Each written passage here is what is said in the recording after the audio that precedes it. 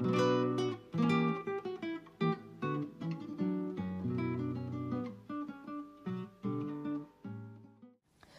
dia a todos, estamos aqui em mais um episódio da série Mediação em Linguagem, um trabalho da equipe de língua portuguesa da Secretaria de Educação.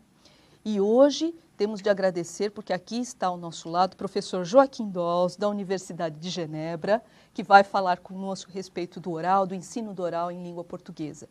Antes disso, devemos agradecer muito a Olimpíada de Língua Portuguesa Escrevendo o Futuro e a Fundação Itaú Social, que teve a honra de trazer o professor Joaquim Dols e de partilhá-lo aqui conosco para essa videoconferência. Agradecemos muito. Lembrar que a videoconferência está sendo passada também por streaming, pelo site da Rede do Saber e também pelo portal do Escrevendo o Futuro para todo o Brasil. Bom dia, professor Dols. Bom dia, Brasil. Olha, são todos seus, as 91 diretorias de São Paulo estão atentas. Vou começar. O tema que eu escolhi para falar com a Rede do Saber, para falar sobre o ensino de gêneros textuais e projetos e atividades para o ensino de oral. Vocês vão estar um pouco surpreendidos porque a minha expressão em português não é muito boa e vão ter que ter um pouco de paciência com a minha fala em português. Mas acho que vocês vão poder compreender o meu projeto. Por que falar do oral? Eu acho que no Brasil a gente conhece bem os trabalhos da Escola de Genebra sobre a escrita, a nossa contribuição sobre o letramento e a nossa teoria sobre os gêneros textuais na escola. Eu agradeço a Roxane Rojo e Glaís Ales Cordeiro, que foram as tradutoras do livro, que acho que teve um impacto importante no Brasil para o ensino dos gêneros textuais. Mas acho também que o oral é importante e que o oral contribui ao letramento. Desculpem a minha fala, né? E não sei se vocês sabem o que significa a etimologia, as raízes da palavra oral. Oral vem de ox oris, que significa boca. E quando vamos a falar do oral, vamos a ver que temos que falar também do corpo, que se incorpora na fala, e que na minha conferência eu vou tratar de mostrar como também o oral contribui ao letramento e como o trabalho que vocês fazem dia a dia sobre o ensino da língua portuguesa oral também pode contribuir ao desenvolvimento da leitura, da escrita. E vocês começaram hoje escutando uma voz muito agradável que estava transmitindo oralmente um texto narrativo, um gênero narrativo, mas a leitura para os outros, a leitura expressiva do gênero narrativo é também um gesto de mediação para transmitir o texto. Eu acho que os meninos na escola temos também que ensinar a ler para os outros, ler a alta voz, interpretar o texto, o que exige uma interação entre leitura, escrita e oralidade. Não é oral espontâneo, é oralização de um texto escrito. O plano da minha conferência tem 3 partes. Na primeira parte, vou falar um pouco mais do oral, em geral, e na segunda parte, dos sistemas de comunicação, outros que a língua portuguesa, que se misturam. Algumas vezes tenho que buscar a palavra em português, vocês têm que me desculpar, que se misturam com o sistema da língua portuguesa. Porque, como diz ao início, o oral significa boca, e que os gêneros orais se combinam com outros sistemas de comunicação, gestos, a mímica facial, etc. Na segunda parte, eu falarei de oral incorporado no corpo e outros sistemas de comunicação que se cruzam com a língua.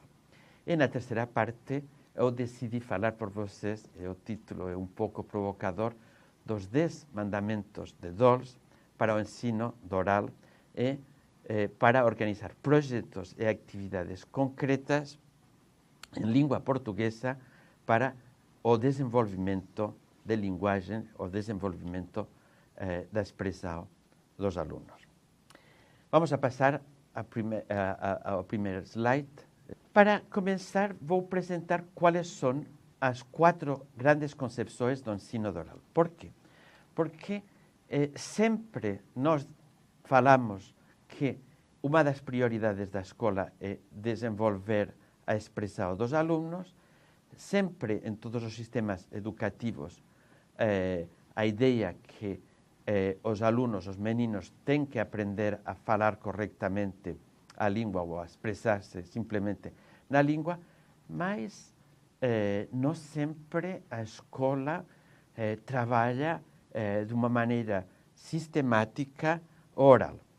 E na Europa, acho que também no Brasil, existem 4 escolas, 4 concepções de ensino oral, e vocês vão ver que eu faço parte de uma, mas que são complementares. Não é para opor, elas são complementares, mas vocês podem escolher diferentes maneiras de trabalhar oral.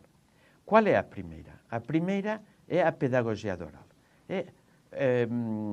Muitos autores dizem que o que é importante é criar situações de comunicação oral na escola para desenvolver a expressão.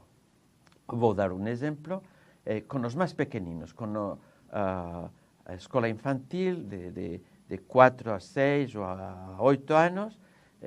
A aula pode ter jogos, por exemplo, uma situação que eu pratico com os meninos na Suíça é eles têm um telefone de plástico, eles se dão a volta e aprendem a marcar uma consulta com o médico. É uma situação de comunicação que tem o seu interesse porque é um jogo para eles, mas eles têm que falar com uma pessoa que não vem diretamente. É uma simulação, uma ficcionalização de situações práticas.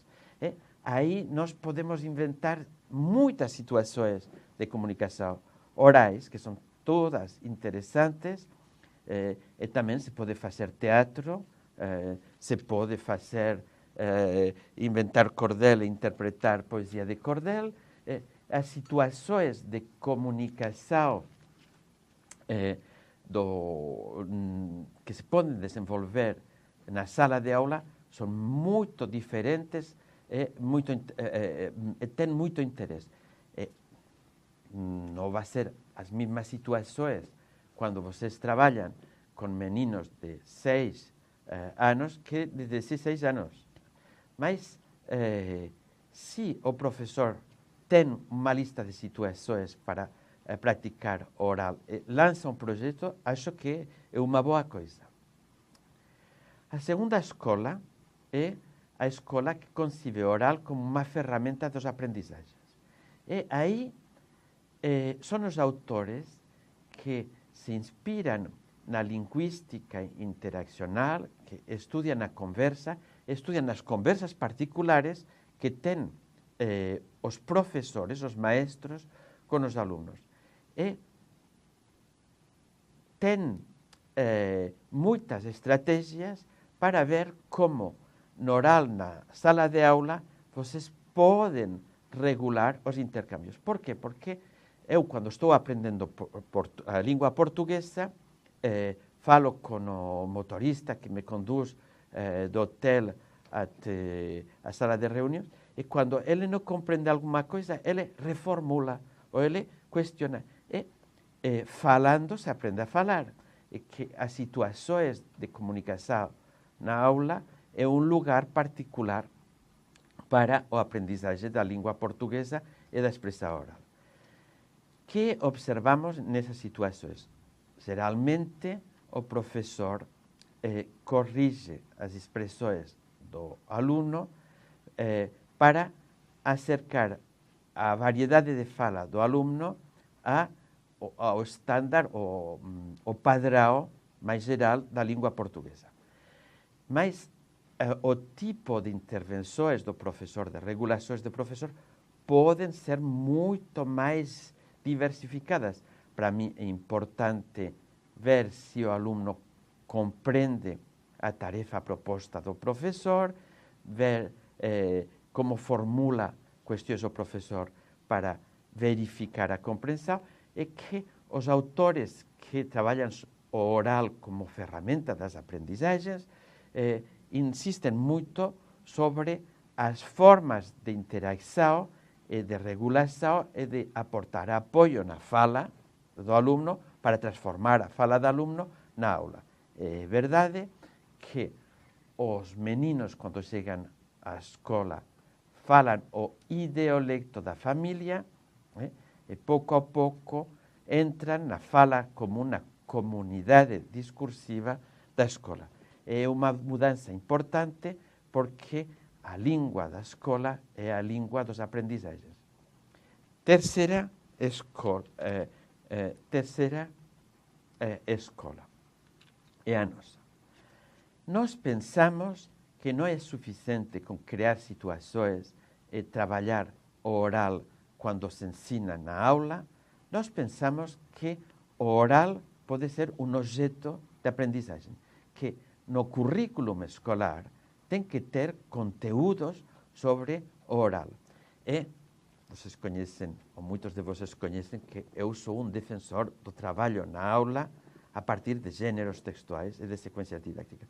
E aí, o ano 1998, com o meu colega suíço Bernard Schneuli, escrevemos um livro que chama-se Para um ensino do oral, que apresenta os fundamentos de um ensino do oral na aula, basado, pensando em que concretamente vamos a trabalhar do oral, e tratamos de definir o que se pode ensinar, porque tem coisas na expressão oral que são difíceis de ensinar, e também defendemos a ideia que o professor tem que trabalhar a expressão oral como um domínio autônomo da aula de língua portuguesa, como um domínio autônomo de didática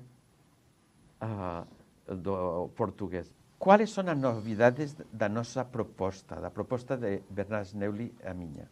A proposta é que nós pensamos que se os alunos conhecem os gêneros orais da vida cotidiana, não é a coisa mais importante na aula trabalhar a conversa ou trabalhar a reserva de um hotel, como eu tenho que aprender para aprender a falar em português os gêneros da vida cotidiana. Nós privilegiamos, sem excluir, os gêneros formais, a toma de falar em público. Por quê? Porque nós sabemos que se o ensino da língua tem que ser para todos os alunos, o filho de um advogado, ele vai aprender a argumentar em público porque entende a fala do seu pai. Mas, provavelmente, participar a um debate público, fazer uma conferência em língua portuguesa, ele não vai aprender. E nós privilegiamos o ensino da fala em público. Como estou falando agora, eu deveria aprender mais o gênero conferência em língua portuguesa, mas como sou muito atrevido, eu dou a conferência para vocês. Mas por quê? Porque tem a democratização da fala pública tem uma importância maior para o conjunto da população, para o cidadão, porque ele vai aprender a argumentar em público e defender as suas ideias. Como cidadão é importante. Aprender a fazer uma exposição oral sobre um tema de ordem do saber, eu digo para a rede do saber de São Paulo, é importante para comunicar os saberes, mas é importante para poder continuar os estudos. Nós elaboramos uma série de modelos didácticos de géneros orais públicos, formales públicos, vou dizer sobre o que trabalhamos. Trabalhamos a entrevista radiofónica na escola. É interessante. Eu gostei muito do que os professores elaboraram conosco para realizar entrevistas. Trabalhamos sobre o debate público regulado. Os meninos precisam aprender a argumentar, precisam de fazer isso de forma pública, modalizar a sua fala. Eu prefiro que eles argumentem com razões que a violência. Eles podem se defender com a fala. O ensino da fala é para que eles possam se defender. Uma sociedade como as nossas sociedades modernas violentas, o trabalho sobre o debate é uma forma de construir valores com os outros, defender os seus argumentos, sem entrar na violência. Trabalhamos o conto oral, saber contar. Trabalhamos também, como a senhora fez na introdução da minha conferência, a leitura oral para outros. A leitura que chamamos expressiva. Vocês observaram, quando escutaram a introdução, a leitura do fragmento da novela de Gorky, que a minha colega, que é muito boa na expressão oral, ela modificava a entonação, a musicalidade quando leía a parte narrativa do conto e quando leía a parte dialogada, em que quase como um ator de teatro, uma atriz de teatro, não quero ser sexista com ela, ela modificava a entonação, se diz? Entonação da voz dos personagens, do menino, quando falava na aula. A nossa perspectiva concibe oral como um domínio completo do ensino do português, da língua portuguesa. E nós pensamos que, se vocês trabalham na compreensão do oral, vai ter também consequências no aprendizagem da leitura. Nós pensamos, e vou terminar aí sobre a nossa concepção, que o ensino dos gêneros formais orais, vai ter uma consequência sobre o uso da fala, da expressão oral, em gêneros informais. No recreio, o aluno sabe dialogar com os outros, mas o diálogo que ele tem em um debate público gravado para a televisão vai ter uma influência, ou esperamos que tenha uma influência, quando ele vai debater no pátio. E que o feito que eles aprendam a regular as diferentes intervenções, tour de parole em francês, não sei como se diz em português, vai ser que a fala, o respeito, quando cada um toma a palavra, eles vão esperar que termine outro para argumentar. Nós pensamos que os gêneros formais em público ajudam a regular a própria fala. E nós somos vygotskianos e queremos não somente que os alunos brasileiros desenvolvam a expressão oral, mas que eles tenham consciência do que estão fazendo quando eles estão falando. E o trabalho sobre os gêneros formais em público, pensamos, achamos que ajudam ao menino a tomar consciência e ter um comportamento consciente da sua fala.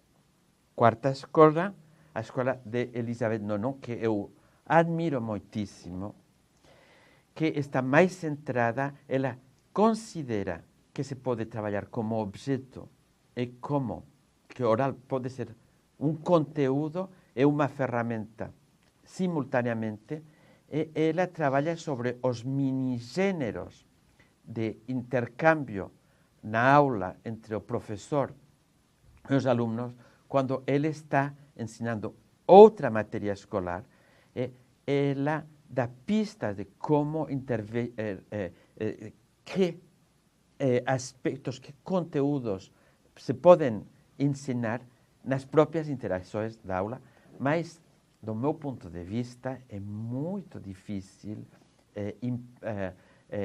ter uma ideia clara sobre as intervenções de maneira espontânea. É que a vantagem da nossa perspectiva respeito à perspectiva de Elizabeth Nonon é que, se vocês, no planejamento do trabalho da aula, vocês antecipam o gênero textual oral que vocês querem trabalhar no projeto didático do gênero, então vocês podem antecipar também o que vocês vão trabalhar concretamente com o gênero. Cambiamos de slide e vamos a passar de uma coisa que no Brasil me parece, me sembra importante, é como passamos do som à fala. É verdade que quando vocês aprendem o inglês, ou aprendem o espanhol, ou aprendem outra língua, vocês vão aprender também a música da língua. É que quando trabalhamos oral se manifesta, tem uma é a mesma língua, pode ter modalidades diferentes a língua oral, a língua escrita, mas a primeira coisa a tomar em consideração quando nós trabalhamos oral é a voz, o suporte acústico da fala. Eu gostaria de ter uma voz de qualidade. É que quando eu vejo os projetos didáticos dos professores brasileiros, a primeira coisa que admiro é a musicalidade brasileira, é a maneira de articular a voz para o ensino. A voz é o suporte acústico da fala. É que quando vocês ensinam oral, vocês têm que saber que a língua portuguesa tem 32 fonemas, que tem 12 fonemas vocálicos. Para mim é difícil, porque os nasais são muito difíceis. 12 fonemas vocálicos, mais 2 diptongos, wa e ya, e depois os sones consonânticos. Fonemas, não é a mesma coisa. Um som, porque a maneira de pronunciar r é muito diferente, mas quando falamos de fonema, é o sonido distintivo que dentro de uma palavra faz que a palavra signifique outra coisa. Falava de r, carro é caro. Para falar português, vocês têm que saber que se diz r, vai ser o carro para conduzir, se é caro, o preço. Alto valor.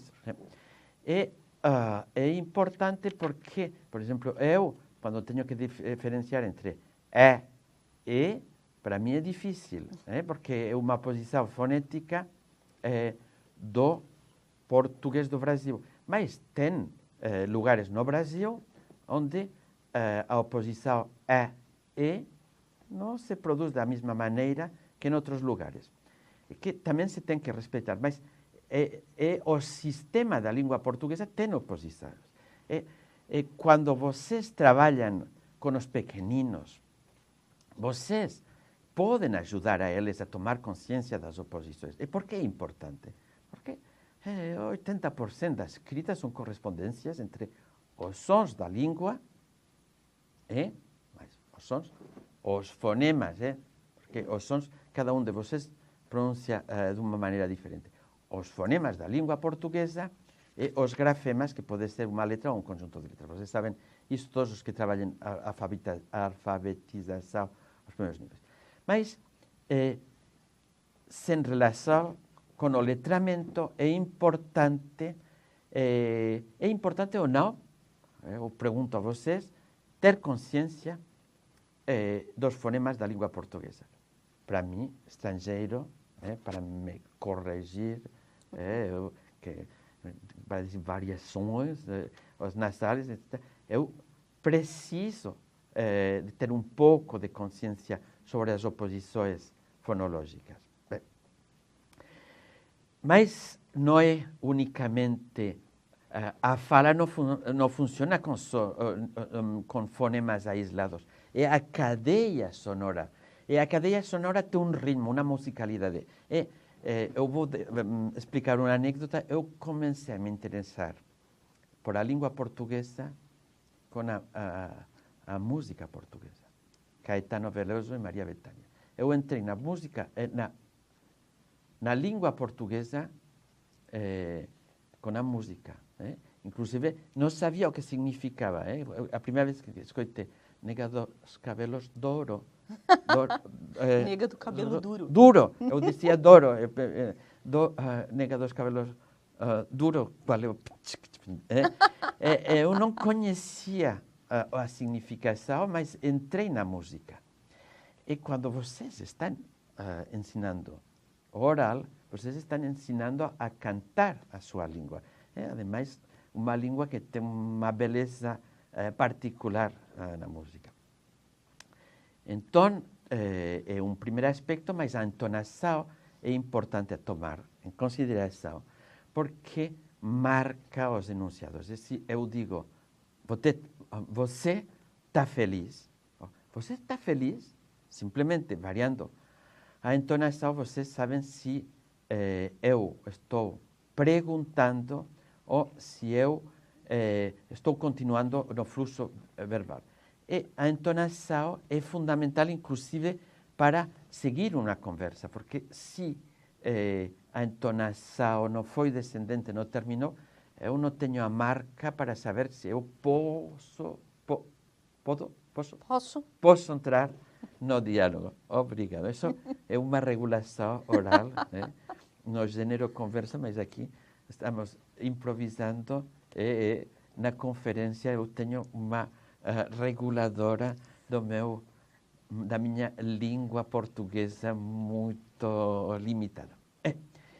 É importante trabalhar a melodia vocal, as variações, para regular os turnos da fala, para a co-construção dos turnos da fala, mas também porque vocês viram no exemplo que do começo da conferência que joga um papel na comunicação, que a entonação expressiva, se você lê um poema de amor, você vai ler com paixão. Se você está... Paixão.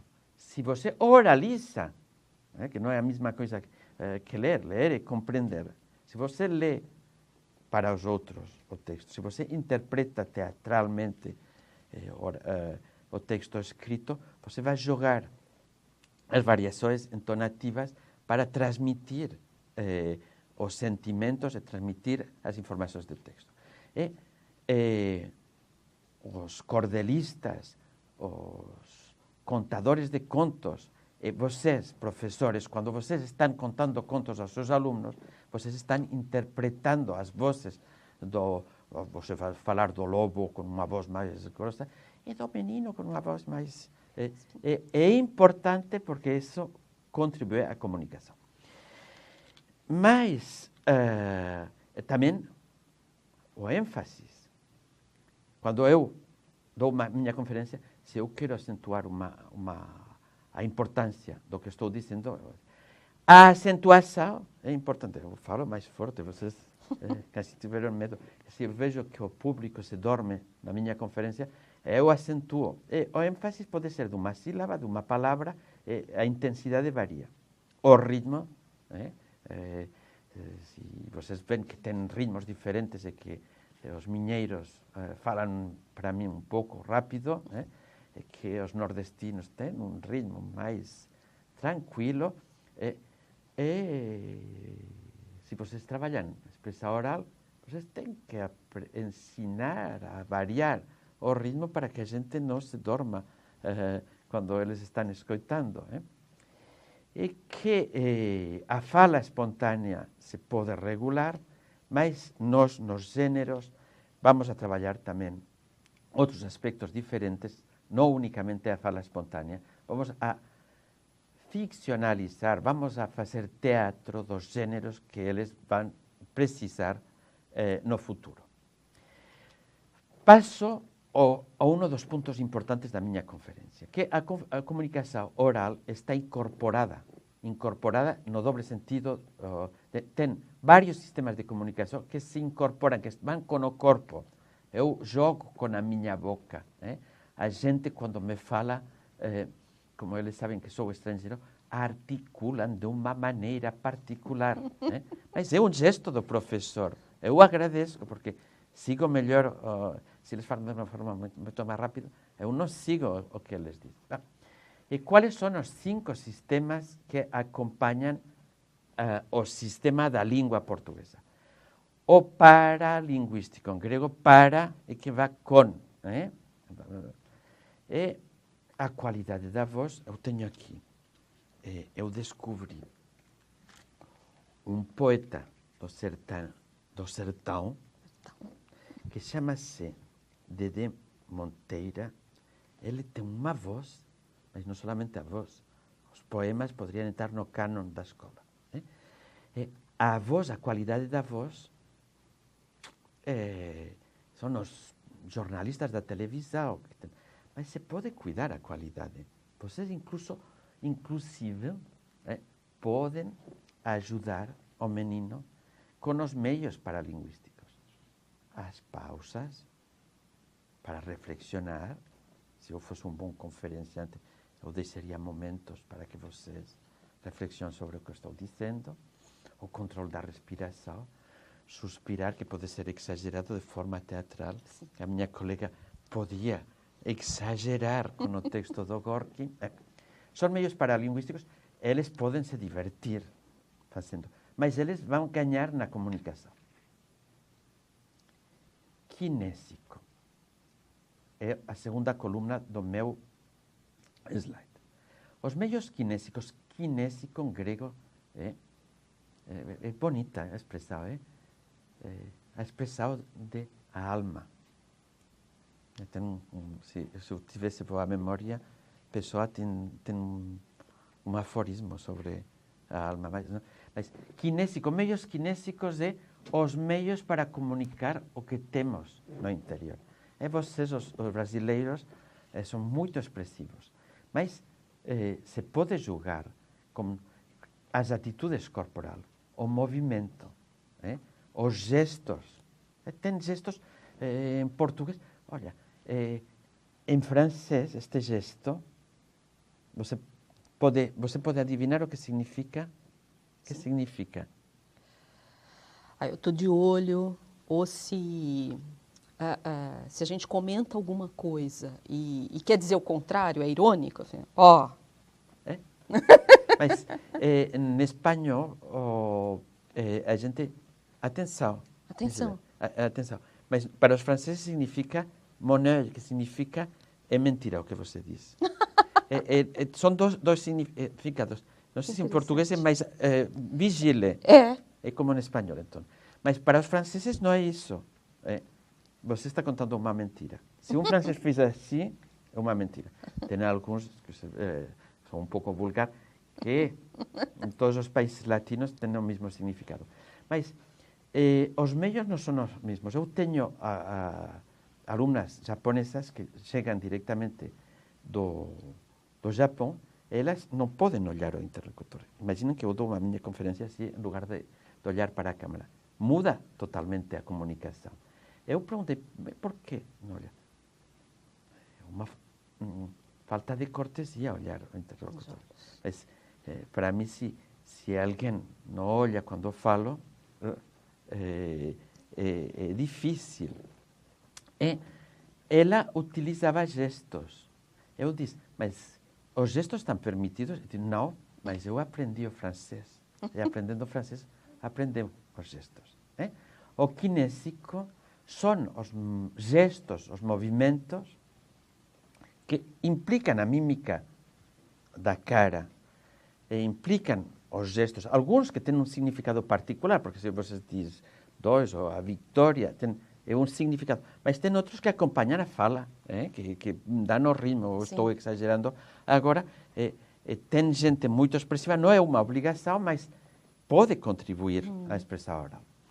E que não é unicamente importante os gestos de quem fala, mas também a observação dos gestos dos auditores. Por quê? Porque se eu pudesse ver agora quem está escutando, se eles estão dormindo na minha conferência, então eu mudo, passo mais rápido. Aqui, diante de uma câmara, é um pouco mais difícil. Quarto aspecto, as roupas. Eu, depois do meu periplo brasileiro, tenho todas as camisas por repassar. Não fiz uma apresentação digna do meu público brasileiro, mas a maneira de vestir transmite muita coisa. As tatuagens, as aparências, na comunicação é importante. Nós, inclusive, temos roupas para disfraz, para os meninos, para jogar papéis diferentes que são importantes na comunicação. E também os lugares. Aqui, para esta conferência, os meus colegas organizaram a iluminação, que dá um pouco de calor, a disposição dos lugares. Isso é fundamental na comunicação. Vocês têm que pensar que quando vocês trabalham os gêneros orais na escola, vão fazer um pouco de teatro. O teatro, o dia a dia na escola para a expressão.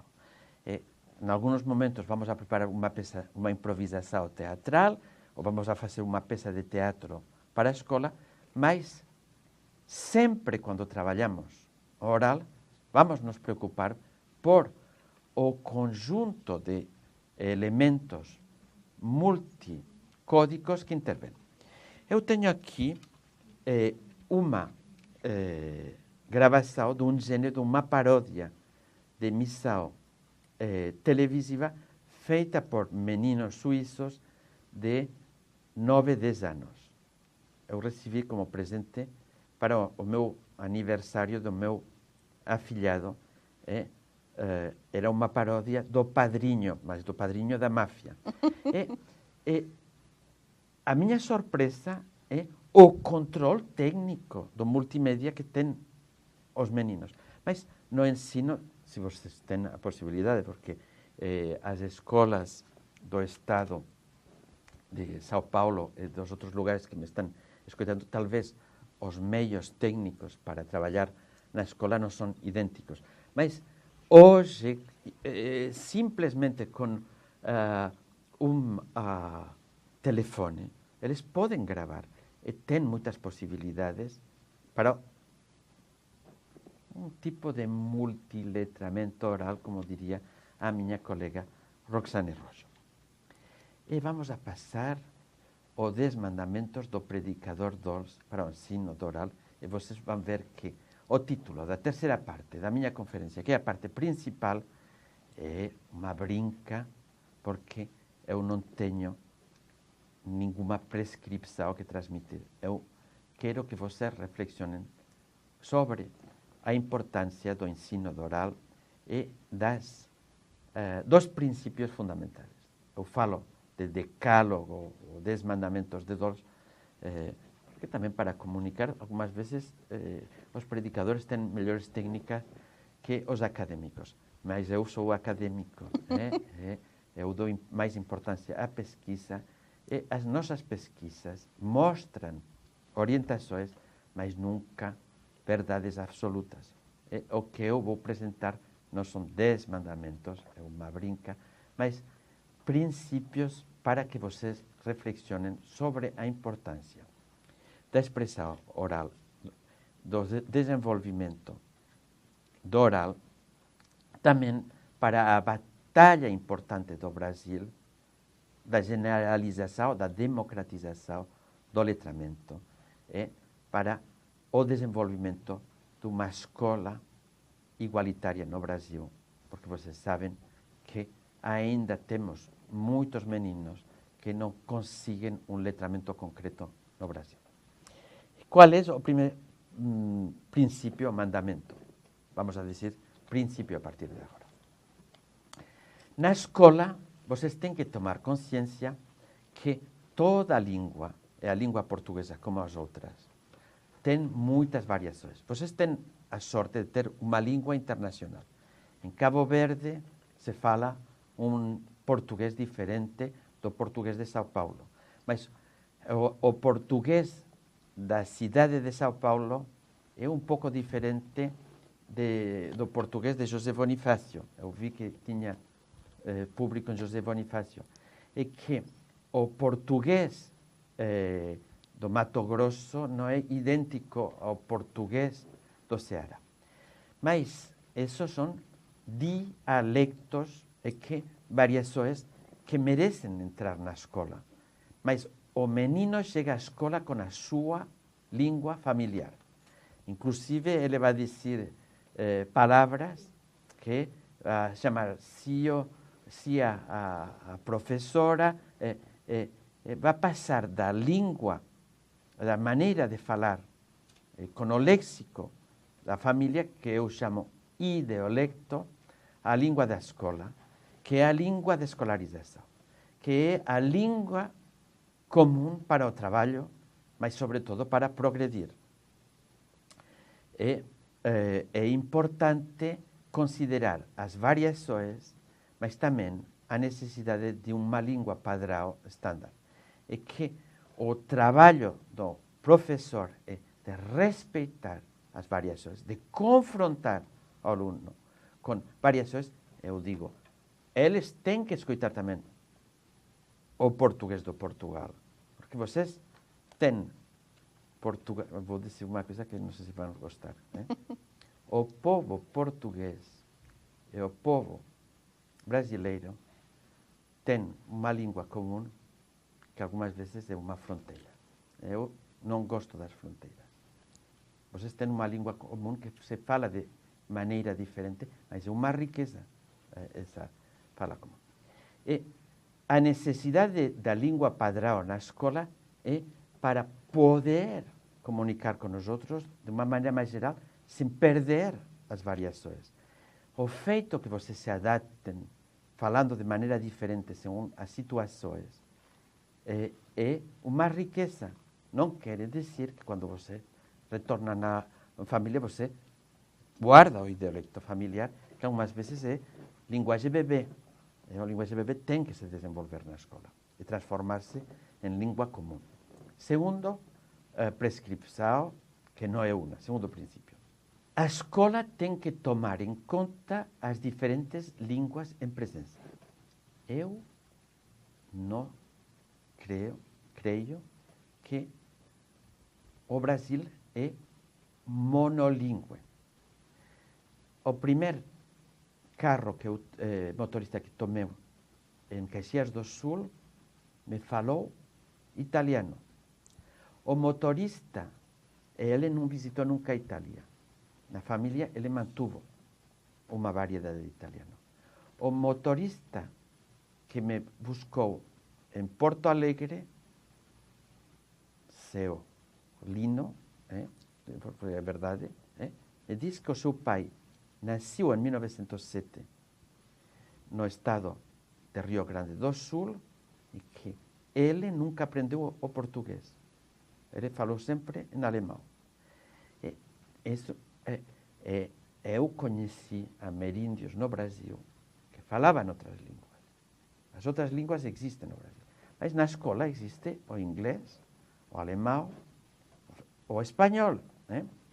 E que o professor tem que considerar as diferentes línguas em presença para o desenvolvimento da linguagem dos alunos.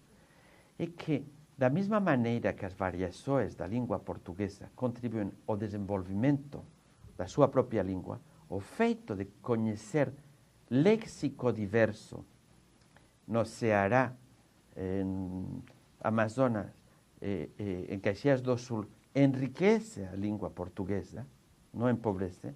O dicionário pode ser aberto, inclusive poderíamos fabricar um dicionário com as variedades, e isso enriquece a língua portuguesa.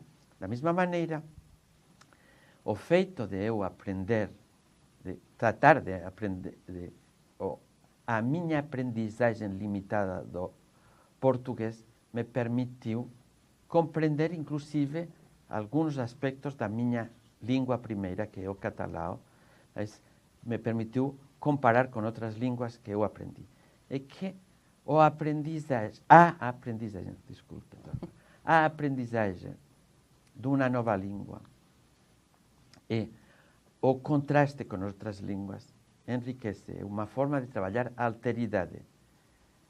Não unicamente pensar na língua portuguesa, pensar no oral que eles estão aprendendo em inglês, em espanhol e as outras línguas.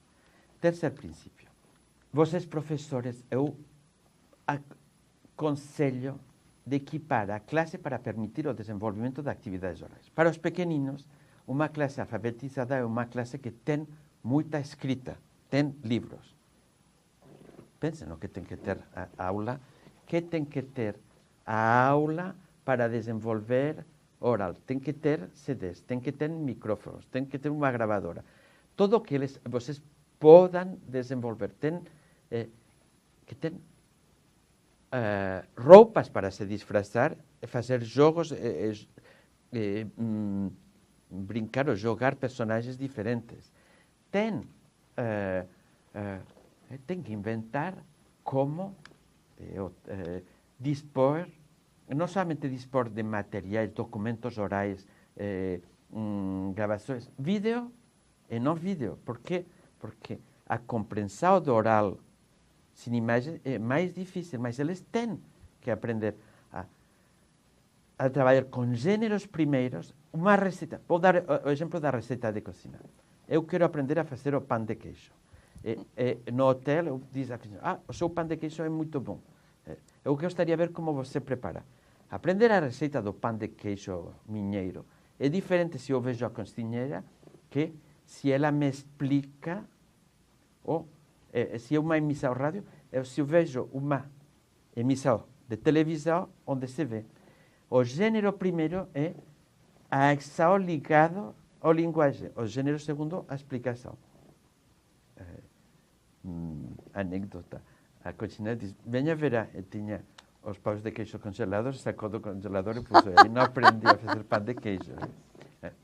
Mas é importante dispor de suportes. E os suportes são corpos orais variados. Eu me permito falar à Secretaria da Educação do Estado de São Paulo de construir uma banca de corpos orais para o ensino da língua portuguesa.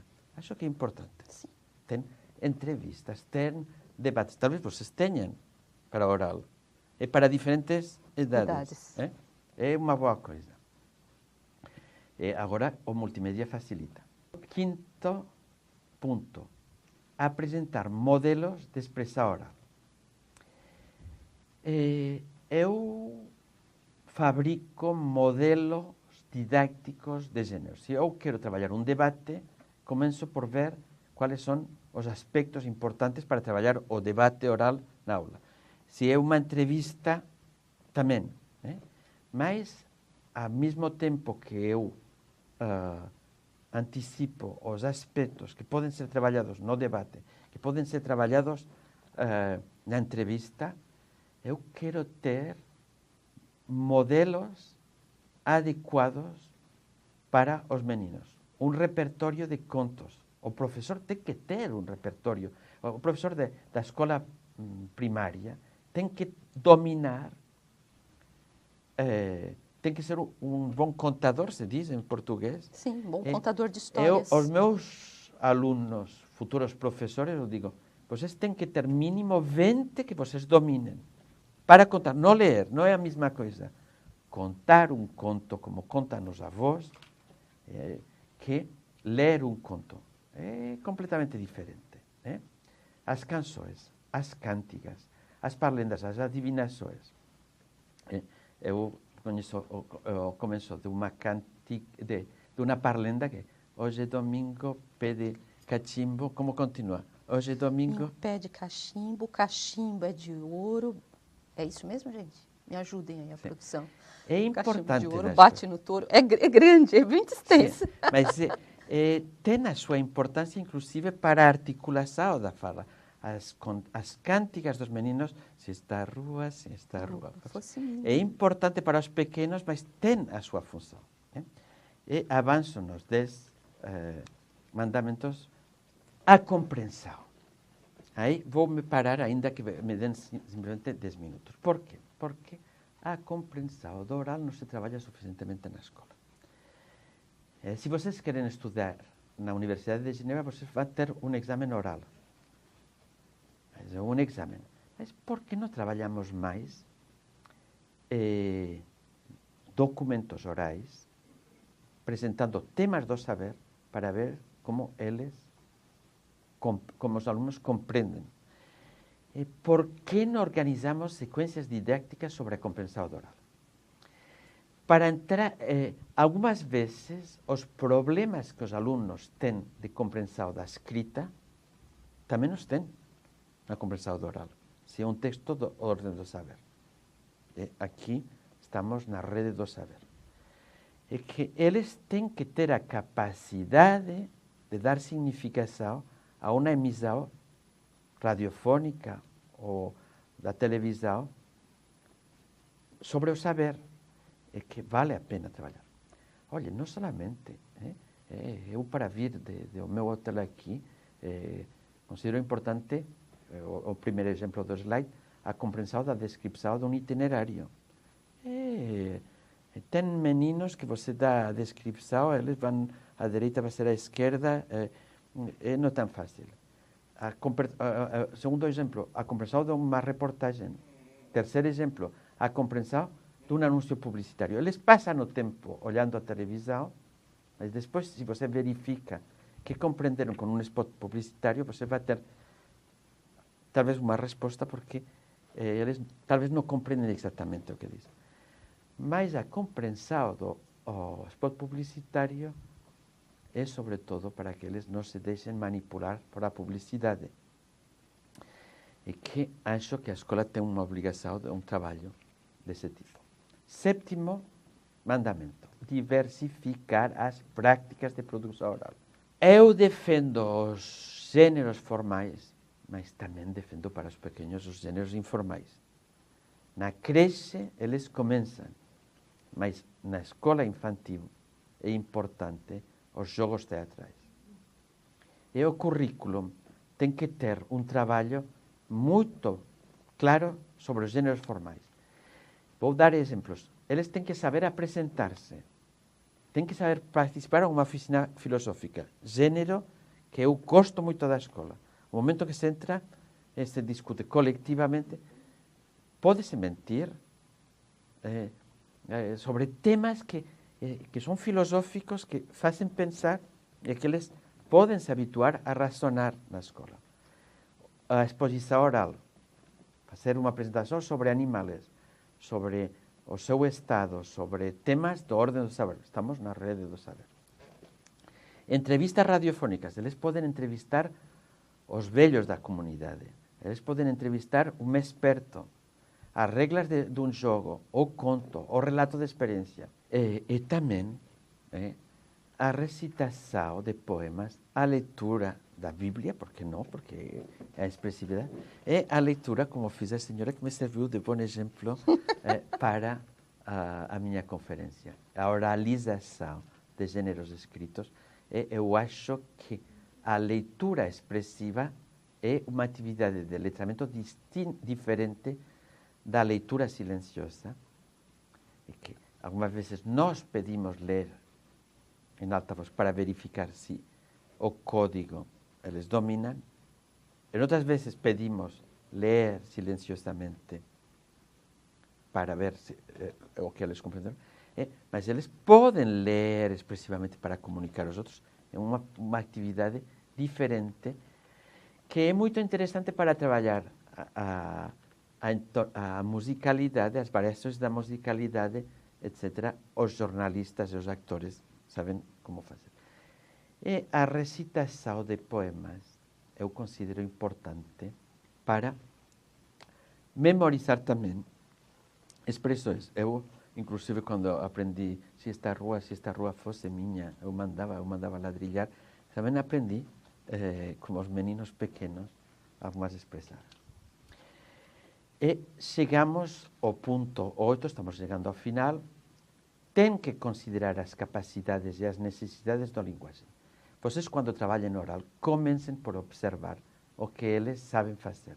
A produção inicial pode ser mais corta, mas temos uma necessidade absoluta de adaptar o ensino ao que eles sabem fazer, as lagunas, os obstáculos que necessitam. Precisam. A discussão coletiva das produções iniciais na aula tem um efeito automático. Quando eles fazem uma simulação de apresentação, eles se apresentam, ou apresentam um animal, ou apresentam um país. A reação do público, a discussão coletiva sobre a produção, tem um efeito para eles importante. 9º mandamento, focalizar as atividades sobre os obstáculos. Trabalhar em sequência. Vocês sabem que Joaquim Dolls é um fanático das sequências, mas não porque ele é obsessivo com as sequências, mas porque ele crê que o trabalho passo a passo, a focalização sobre um problema para trabalhar, se treinar, é importante. E que, dou 3 exemplos, se você trabalha a descrição de um itinerário entre o hotel e outro lugar, as orientações espaciais à direita, à esquerda. Segundo exemplo, a formulação de perguntas para uma entrevista. Se eu preparo o aluno para trabalhar a entrevista radiofônica, ele aprende a formular questões.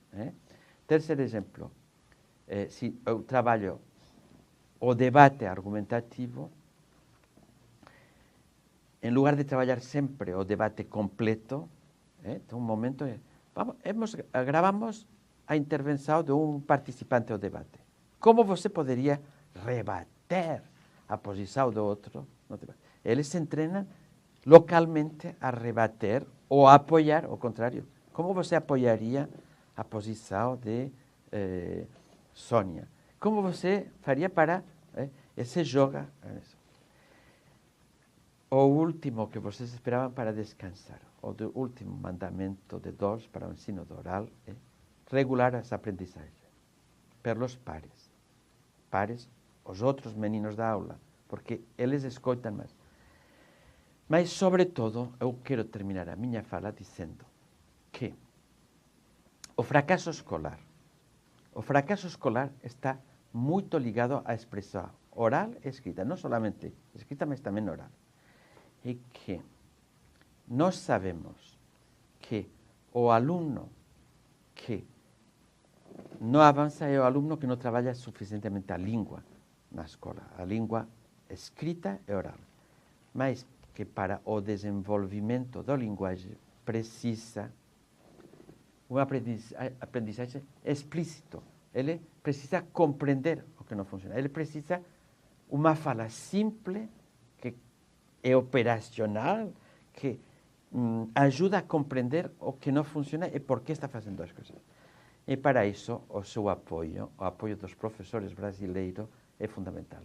E vocês, no estado de São Paulo e nos outros estados, fizeram a progressão do ensino da língua portuguesa e do letramento dos últimos 20 anos no Brasil é muito grande. A democratização do ensino fez que todos os meninos vão à escola, pelas bolsas de estudo, por razões diversas. Agora temos mais meninos. O seu trabalho é fundamental, mas ainda podemos fazer mais.